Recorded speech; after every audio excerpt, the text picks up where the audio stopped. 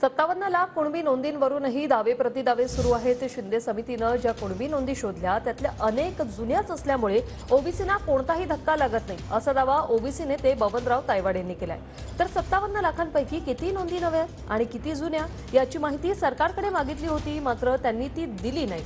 पण 39 लाख नोंदी सरकारनं वाटल्याचं सांगितलंय।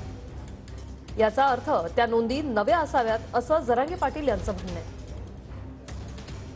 जो अभ्यास केलेला आहे आणि त्या अभ्यासावरून मी जे निष्कर्ष काढलेला आहे त्यामध्ये मी आतापर्यंत जे वारंवार बोलत आलेलो आहो की ज्या 54 लाख 57 लाख नोंदी सापडल्या असं वारंवार बोलल्या जातं।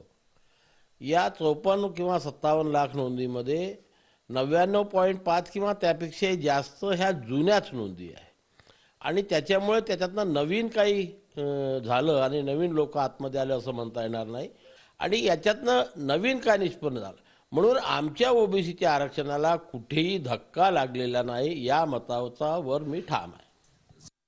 पण ज्या अर्थी त्यांनी आकडाच दिलाय आता की 57 लाख नोंदी सापडल्या, मी 54 म्हणलो होतो, तेवढे 57 लाख आकडा झाला आणि 39 लाख वाटप केलं। मग मला सांगा आता बरं बाकी सगळ्या जुन्या 39 लाख का होईना नव्या वाटल्या ना, वाटल्यात म्हणल्यावर एक अंदाज होतो ह्या सगळ्या नव्या आहेत।